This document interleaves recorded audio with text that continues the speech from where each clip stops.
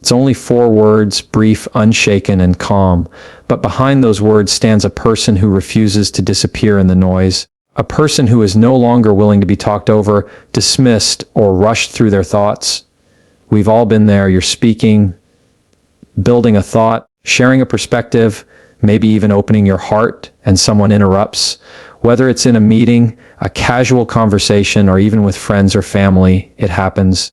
And too often, we let it go. We pause, we shrink, we say nothing. Why? Because we don't want conflict. Because we're used to being interrupted. Because somewhere along the line, we were conditioned to believe that being polite means staying quiet. But politeness is not the same as passiveness. And silence in moments like this isn't always strength. Sometimes it's self-erasure. That's why the sentence, "I'm not finished yet," matters.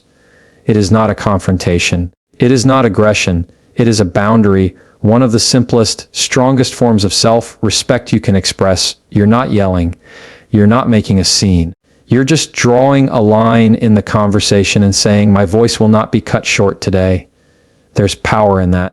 Because in a world where speed and dominance often try to replace depth and respect, it takes courage to say, "No, I'm still speaking." And the moment you say it, not with anger, but with calm clarity, you reclaim your space, you stop the pattern, you signal to others, "I will not disappear just because you chose to speak." But it goes deeper than the words. Saying, "I'm not finished yet," is not just about finishing a sentence. It's about refusing to abandon yourself when others disregard your presence. It's about showing up for your voice, even when it feels uncomfortable, even when your heart is pounding, even when you were taught to just let it go. Because what are you really saying when you speak those words? You're saying, "My ideas matter." You're saying, "I deserve to be heard." You're saying, "I will not rush to the sidelines to make someone else more comfortable." And here's the truth. The more you say it, the more you believe it. The more you believe it, the more others start to respect it. Because confidence isn't built by shouting. It's built by standing your ground over and over again until people learn that your voice has weight. You teach people how to treat you. And if you teach them that they can speak over you without pause, they will. Not always out of malice, sometimes out of habit, ego, or simply lack of awareness. But when you gently interrupt the interruption and say, "I'm not finished yet," you disrupt that pattern. You call them back to presence. You invite them to listen again, not just to your words, but to the value behind them. It also changes something inside of you. Every time you choose to stay in the moment, to stay standing in your truth instead of folding, you reinforce your own worth. You stop minimizing your ideas. You stop rushing to the end just to avoid discomfort. You learn that you can speak fully, freely, and without apology. And no, it won't always be easy. Sometimes you'll say it with a shaking voice. Sometimes your hands will tremble. Sometimes you'll second guess whether it was the right thing to say. But say it anyway. Because every time you protect your space, you build your presence. And presence is everything. Because this world doesn't just need more noise. It needs more truth. Your truth. Spoken all the way through. Without interruption. Without being cut short. Without being reduced to half thoughts and unfinished ideas. So the next time someone jumps in while you're speaking, pause, breathe, don't rush. And when the moment is right, meet them with calmness and say, "I'm not finished yet." Let it land. Let the silence after it speak for you. Let them hear the weight of those words. Not because you want to dominate the conversation, but because you're no longer willing to disappear inside of one. You don't owe anyone your silence, but you owe yourself your voice all the way to the end. At first glance, it sounds simple, polite even, but don't mistake the calmness for weakness. That sentence is a boundary in action. It is self-respect formed into words. It is the sound of someone choosing to protect their voice instead of surrendering to someone else's urgency. Let's be honest, interruption can feel like a sting. You're speaking, unfolding an idea, building your message, and suddenly someone jumps in. It's jarring. It makes you feel overlooked. It communicates, whether intentional or not, that what you're saying is less important or that your moment can be taken. And if you're not careful, you'll shrink back. You'll hand over your power in silence, telling yourself, "It's not worth it. Let it go." But every time you let someone cut in and carry the conversation away, a subtle message is planted. not just in their mind, but in yours, that your words can wait, that your thoughts can be paused, that your voice isn't urgent. That is why saying, "I'd like to finish my point before we move on," matters more than it seems, because it's not just a sentence, it's a stance. It's a gentle way of saying, "I matter here. My voice deserves the space. And while I am open to hearing you, I will not erase myself in the process." And the beauty of this phrase is its balance. It's not an attack. You're not shouting. You're not escalating. You're simply inviting fairness back into the conversation. You are reminding the room and yourself that dialogue isn't domination. That respect isn't earned by how loud someone speaks, but by how present they are when others do. Now let's go deeper. When you say, "I'd like to finish my point," you are practicing restraint, not weakness. You are choosing clarity over chaos. It takes strength to speak calmly when disrespected. It takes maturity to protect your voice without tearing someone else down. And that's the lesson we must hold on to. You don't need to match their energy. You don't need to interrupt back to be heard. You don't need to overpower to reclaim your power. What you need is presence, groundedness, a centered sense of your own value. Because here's the truth, people treat you how you train them to. If you train them that your words can be skipped, they will. If you train them that you always yield, they'll always take. But when you calmly, consistently say, "I'd like to finish my point before we move on," something changes, they adjust, they listen, they learn that you are not to be spoken over, brushed past, or ignored. And something deeper changes in you too. You begin to trust yourself. You begin to walk into conversations with steadiness, not fear. You begin to realize that holding space for your words is not arrogance. It's alignment. Alignment with your value, your growth, your self-worth. And no, it won't always feel easy. Sometimes you'll say it with a shaking voice. Sometimes you'll hesitate, question if it's too much, but do it anyway. Because every time you honor your voice, it gets stronger. Every time you set a respectful boundary, your confidence expands. And let's be clear, this isn't about controlling conversations. It's not about silencing others. It's about mutual respect. The same respect you give, you deserve to receive. The same listening you offer, you are entitled to. Conversations aren't meant to be competitions. They're meant to be exchanges of truth, of insight, of perspective. So next time someone cuts in, don't freeze, don't fade, breathe, steady your tone, and say it clearly, calmly. "I'd like to finish my point before we move on." Let that sentence stand tall. Let it reclaim your space. Let it remind you and them that your voice matters just as much as anyone else's. And maybe, just maybe, by honoring your voice, you'll teach them how to honor theirs too. It sounds calm, kind, measured. But make no mistake, behind that sentence is a person who understands the value of balance. A person who's not just protecting their right to speak, but also making space for someone else's voice without erasing their own. Too often in conversations, especially heated ones, people don't listen to understand, they listen to reply. They interrupt.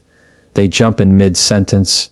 Not always because they're trying to be rude, but because they're focused on being heard, not hearing. And in that moment, something important is lost: respect, presence, and often the point itself. And when you're the one being interrupted, you're faced with a decision: retreat or respond, shrink back or stand firm. Let the moment slip or reclaim it gracefully. That's where this sentence becomes powerful. Let me finish, and then I'd love to hear your thoughts. You're not lashing out. You're not accusing. You're not matching their energy. You're setting a boundary and extending an invitation at the same time. That's strength with composure. That's emotional maturity. That's leadership in a single sentence. Because what are you really saying when you speak those words? You're saying, "I value what I have to say," but you're also saying, "I value what you have to say too, just not at the cost of mine." That's a rare skill. To defend your space without disrespecting someone else's. And it speaks volumes about the kind of person you are. You're not here to dominate, but you also won't disappear. You won't be bulldozed, but you also won't bulldoze anyone else. It's not just what you say it, it's how you say it. A sentence like this doesn't need to be loud to be powerful. In fact, its calmness is what gives it strength. It doesn't escalate the moment. It disarms it. It brings the temperature down. It reminds everyone in the conversation, we're here to exchange, not compete. And let's be honest, These moments test you. They test your patience, your poise, your presence. It's easy to shut down or to snap back, but there's something deeper, something stronger about meeting interruption with grace and clarity. Let me finish, and then I'd love to hear your thoughts. You are reclaiming your voice, but you're also modeling respect. You're teaching the room how conversations should work. You're saying we both belong here. Let's honor that. You're not just speaking, you're leading. This phrase works in the boardroom, in relationships, in debates, even in personal arguments. It works anywhere people need to be reminded that respect doesn't mean silence. It means sequencing. It means both people get to speak, just not all at once. And here's the truth: people often interrupt out of anxiety, impatience, or excitement, not always malice. But when you let it happen repeatedly without saying anything, you slowly train yourself to disappear. You stop finishing your sentences. You rush through your ideas. You start believing that what you say has a time limit, or worse, that it's not worth saying at all. That's why speaking up matters.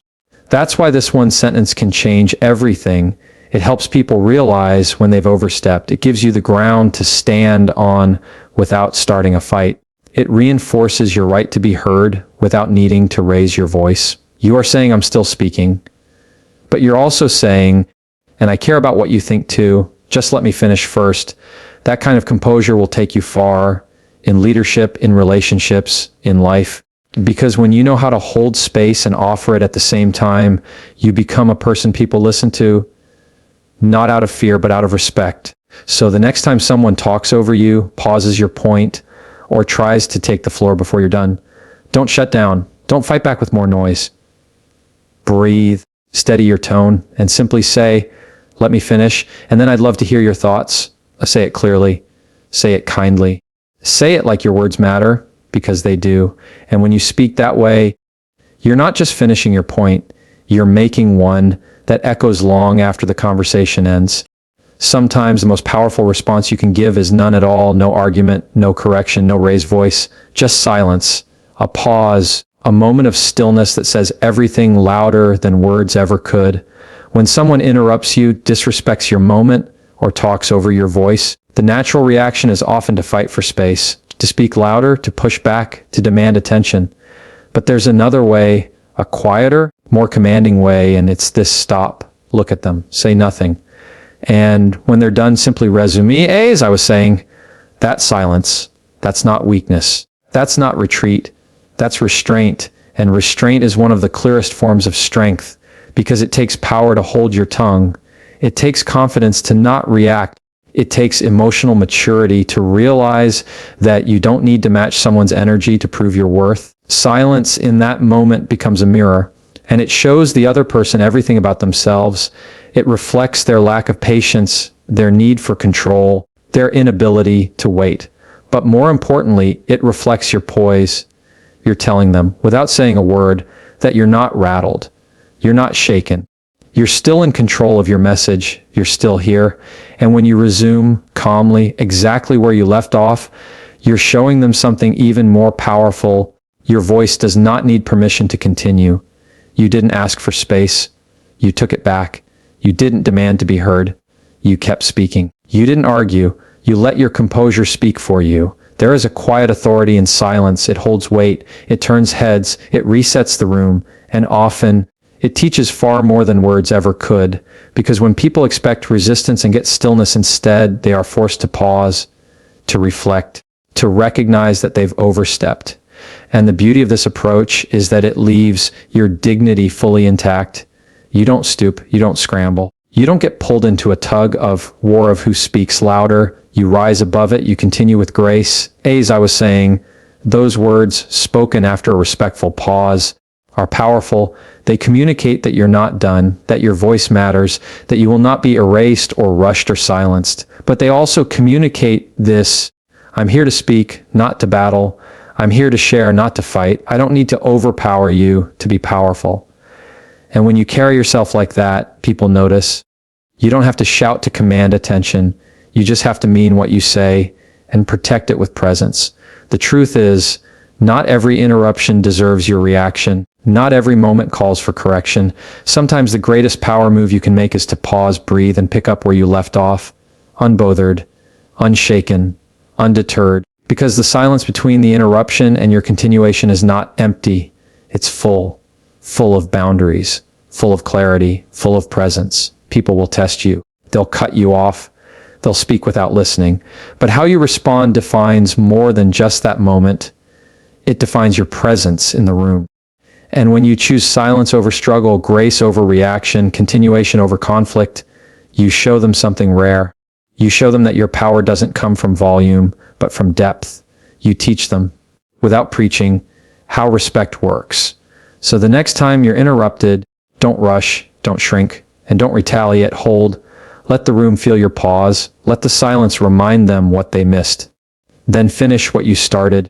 As I was saying, no apology, no anger, just a reminder that your words matter and they will be heard with or without their permission. Sometimes the most powerful statement you can make isn't a sentence. It's silence, followed by strength.